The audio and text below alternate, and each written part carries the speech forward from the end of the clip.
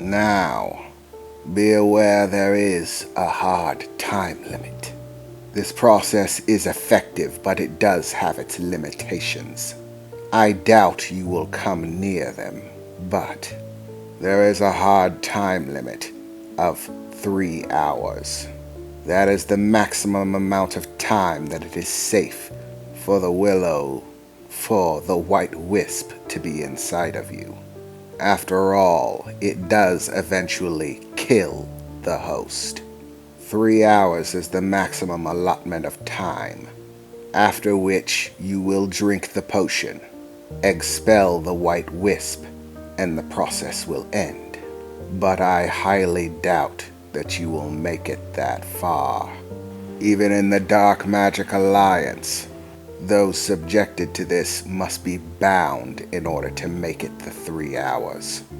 Your mind's hold over the pain your body experiences will give out long before then. Your goal is simply to make it as long as you can, to deal with what burden you can, and when you can no longer suffer it, end it with the potion. I will be here to watch over things and ensure that nothing unfortunate happens to you in the process. At least nothing that can't be undone. I assure you the process can be quite maddening. So keep a tight grasp on your minds as well. They may begin to run astray. All 3 of you will drink the potion will take in the white willow wisp at the exact same time. I will start a timer so that I know exactly when to end the process if it becomes necessary. Are you ready? She said, looking at us, taking another long hit of that tobacco pipe, the smoke filling the air around her. I heard a small chuckle from Alice. Reginald, I'm willing to bet that the warlord princess here won't last 5 minutes. She'll go crawling for the potion in no time. Eliza growled. Don't you get started, Miss Crazy Pants. For all your little kooky kill everyone nonsense, I bet you're the one who packs it in first. You'll find that the will of an Evergarden isn't that easily broken. Well, I guess we'll see, Alice replied, smiling, over to Eliza. Now, Sylvia replied, on the count of 3, you will open your bottles and breathe deeply, and you'll find that in no time at all, the process has begun. We all placed our hands on the corks of our bottles and stared at Sylvia, waiting for the order. 1, 2, 3.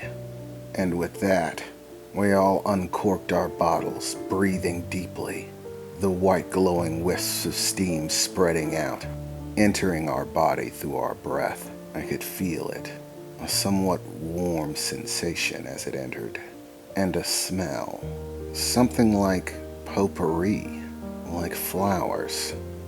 And as we exhaled, nothing seemed to be happening at all, at least for the first few moments. And then suddenly, I felt something familiar. Heat. It felt like heat.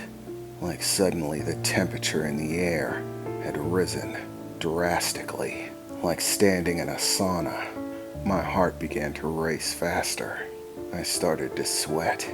My breathing became heavy, as if I was struggling to do it even though I was just standing still. And then I began to feel it. Surges, like electric shocks, flowing through the muscles in my body. It started to become hard to control my limbs, hard to move.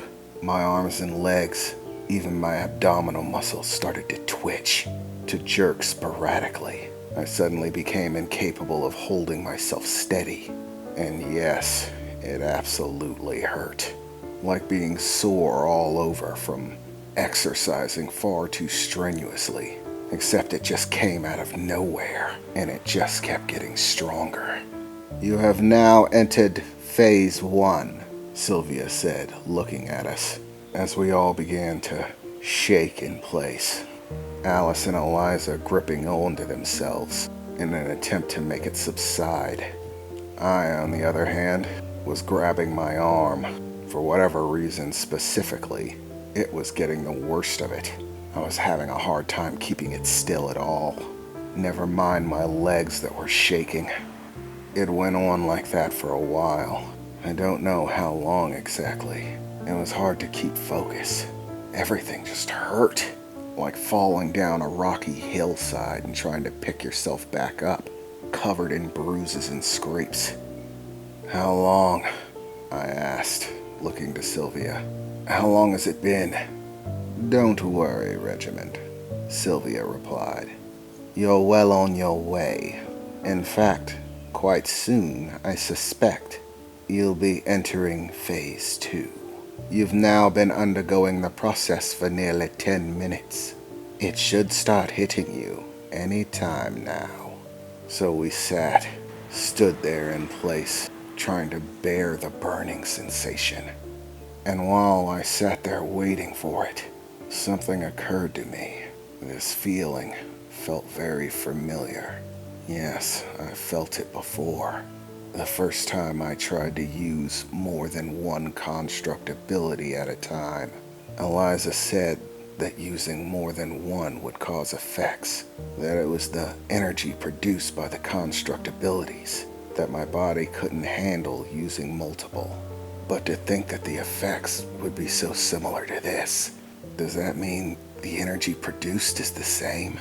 Or just that it has a similar effect? I don't know. It's just too hard to think. That might mean that I could make something useful out of using more than one construct ability. But would it be dangerous? I thought to myself, still clutching at my arms, trying to keep them steady. And then it hit. A surge of pain in the center of my body, like something deep inside of me was tearing.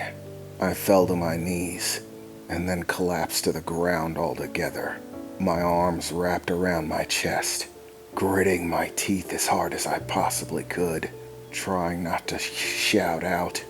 I looked over to find Alice and Eliza beginning to do the same. The pain was insane. It was like someone was ripping out my insides. It was all I could do to just keep from screaming. I just curled up into a ball on the ground, gripping myself as hard as I could, my body still twitching, unable to stay still. Even if I tried to pick myself up, it was useless. The best I could do was try to dig the tips of my feet into the ground, kicking away as I ripped chunks of grass out.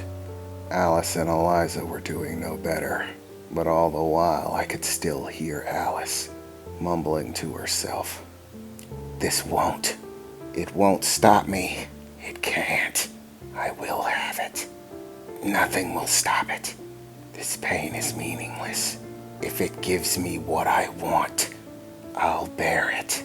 She mumbled to herself, her fingers tearing into the earth and grass, head pressed against the ground, eyes wide open, glaring downward as if there was actually something to see there.